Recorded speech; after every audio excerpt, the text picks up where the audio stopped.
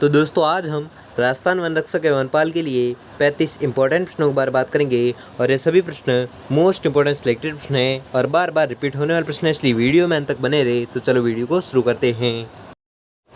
तो आपका पहला सवाल है कि मादलिया पहना जाता है। मादलिया पहना जाता है कहाँ पर? गले पर। ठीक है, गले पर क्या पहना जाता है? तो आपको याद रखना है मादलिया पहना जाता है। तो ये वेरी मोस्ट इंपोर्टेंट क्वेश्चन है, बहुत बार एग्जाम में पूछा जाता है, तो आपको याद रखना है। और ये सेकंड ग्रेड जी की परीक्षा 2016 में भी पूछा गया था प्रश्न। ठीक है, और आज की क्लास में सभी प्रश्न आपको पता ही होगा कि सभी प्रश्न हैं जो बहुत ही महत्वपूर्ण प्रश्न हैं। ठीक है, तो हर प्रश्न को आप बारीकी से समझें। अगला सवाल है कि भीलों में छेड़ा फाड़ना क्या है? तो भीलों में छेड़ा फाड़ना है जो एक प्रकार का तलाक होता है। ठीक है, तलाक को ही भीलों की भाषा में क्या कहते हैं? छेड़ा फाड़ना। और यह प्रश्न पूछा गया था ग्राम सेवक परीक्षा 2016 में पूछा गया था, तो आपका महत्वपूर्ण प्रश्न हो जाएगा। ठीक है, वेरी मोस्ट इंपोर्टेंट क्वेश्चन है। ठीक है, तो आपको याद रखना है।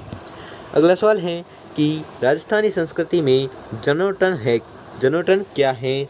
तो जनेऊटन है वर पक्ष की ओर से दिया जाने वाला भोज। ठीक है, वर पक्ष की ओर से दिया जाने वाला भोज है जो जनेऊटन कहलाता है। ठीक है, राजस्थान संस्कृति में क्या कहलाता है? जनेऊटन।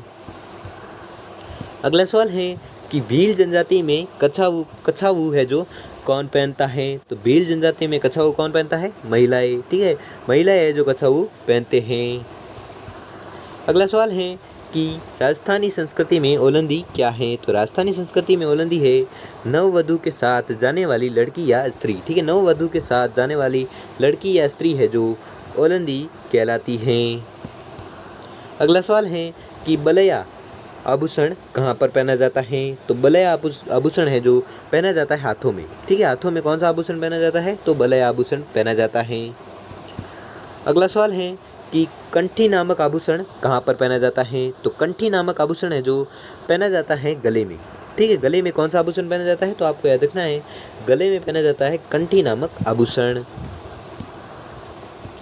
अगला सवाल है कि सती प्रथा पर प्रतिबंध लगाने वाली पहली राजपूत रियासत थी। तो वह रियासत कौन सी थी जो सती प्रथा पर प्रतिबंध लगाने वाली पहली रियासत थी? तो वह रियासत थी बूंदी। ठीक है, बूंदी रियासत है जो पहली राजपूत रियासत थी जिन्होंने सती प्रथा पर प्रतिबंध लगाया था। कौन सी रियासत? बूंदी रियासत।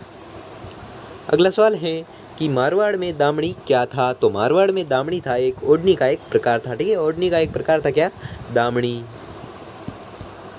अगला सवाल है कि लहरिया स्त्रियों द्वारा किस माह में ओढ़ा जाता है? तो लहरिया ओढ़ा जाता है श्रावण मास में।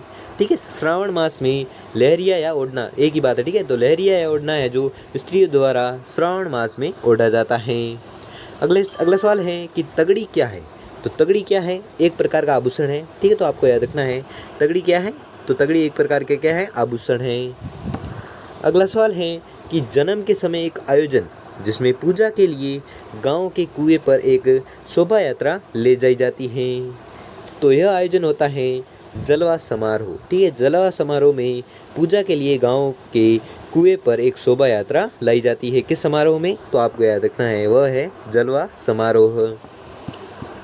अगला सवाल है कि चूंप नामक आभूषण है जो कहाँ पहना जाता है? तो चूंप नामक आभूषण पहना जाता है दांत पे। ठीक है, दांत में चूंप नामक आभूषण है जो पहना जाता है। अगला सवाल है कि मेहमद आभूषण है जो पहना जाता है? तो मेहमद आभूषण पहना जाता है सिर पर। ठीक है, सिर पर कौन सा आभूषण पहना जाता है? तो आपको याद रखना है मेहमद आभूषण पहना जाता है। अगला सवाल है कि निम्न में से किस स्थान पर इतिहास में जौहर होने का उल्लेख नहीं पाया जाता है? तो यह नहीं पाया जाता है सुरई। ठीक है, सुरई स्थान पर है जो जौहर होने का उल्लेख है जो नहीं पाया जाता है। किस स्थान पर? सुरई स्थान पर। अगला सवाल है कि मोताणा प्रथा के संबंध में निम्न में से कौन सा कथन है जो सही है? तो सही कथन बताना है। तो सही कथन है किसी व्यक्ति की संदिग्ध मृत्यु होने पर मृत्यु स्थान के स्वामी से हर्जाना वसूलना। और यह कथन किस प्रथा से संबंधित है? तो यह कथन संबंधित है मोताणा प्रथा से संबंधित है और यह सही कथन है, इसलिए आपका सही जवाब होगा ऑप्शन नंबर 1। अगला सवाल है कि कौन सा आभूषण है जो नाक का आभूषण नहीं है? तो नाक का आभूषण नहीं है वह है मांदलिया। ठीक है, मांदलिया आभूषण है जो नाक का नहीं है। बाकी लौंग, नथ और चोप ये तीनों आभूषण है जो नाक के, लेकिन मांदलिया आभूषण एक एक ऐसा आभूषण है जो नाक का आभूषण नहीं है, इसलिए आपका सही जवाब होगा ऑप्शन नंबर 4। अगला सवाल है कि केसरी बात की ओढ़नी किस जाति की स्त्रियों में लोकप्रिय है? तो यह लोकप्रिय है आदिवासी महिलाओं में। ठीक है, आदिवासी महिलाएं हैं जो केरी बात की ओढ़नी से प्रचलित या लोकप्रिय है। ठीक है, तो आपको याद रखना है केरी बात की ओढ़नी है जो किस जाति की स्त्रियां पहनती है, या कुछ भी कह सकते हो। ठीक है, तो यह पहनती है आदिवासी महिलाएं। अगला सवाल है कि गौरबंद आभूषण है। तो गौरबंद आभूषण है ऊँट के गले का। ठीक है, ऊँट के गले का आभूषण कौन सा है? तो गौरबंद। ठीक है, गौरबंद का एक गाना भी है, तो आपको उससे पता चल गया होगा गौरबंद नाम सुन के कि ये ऊँट का ही हो सकता है। ठीक है, तो गौरबंद आभूषण है किसका? ऊँट के गले का है। अगला सवाल है कि तारा बांध की ओढ़नी राजस्थान की किन स्त्रियों की लोकप्रिय वेशभूषा है? तो यह वेशभूषा है आदिवासी स्त्रियों की। ठीक है, आदिवासी स्त्रियों की लोकप्रिय वेशभूषा है क्या? तारा बांध की ओढ़नी। ठीक है, तारा बांध की ओढ़नी है जो राजस्थान की आदिवासी स्त्रियों की है जो लोकप्रिय वेशभूषा है, तो आपको याद रखना है। ठीक है, अगला सवाल है कि वयोवृद्धों के देवहासन पर शमशान ले जाते समय रास्ते में अर्थी पर पैसे फेंके जाते हैं, उसे क्या कहते हैं? तो उसे कहते हैं क्या? बिखेर। ठीक है, उसे क्या कहते हैं? बिखेर। तो बिखेर किसे कहते हैं? अगर आपको परीक्षा में आ जाए तो आपको याद रखना है, बिखेर कहते हैं वयोवृद्धों के देवहासन पर शमशान ले जाते समय रास्ते में अर्थी पर पैसे फेंके जाते हैं, उसे क्या कहते हैं? बिखेर कहते हैं। अगला सवाल है कि राजपूतों में डाबरिया से तात्पर्य है। तो डाबरिया से क्या तात्पर्य है? तो डाबरिया से तात्पर्य है कन्या विवाह में कन्या के साथ दहेज में गए दास दासियाँ। ठीक है, कन्या विवाह में कन्या के साथ दहेज में गए दास दासियाँ हैं जो डाबरिया कहलाती हैं। ठीक है, तो डाबरिया से क्या तात्पर्य है? तो आपको याद होना चाहिए कि कन्या विवाह में कन्या के साथ दहेज में गई दास दासियाँ जो क्या कहलाती है? डाबरिया। अगला और अंतिम सवाल है कि राजस्थान में प्रचलित प्रथा मृत्यु भोज को कहते हैं।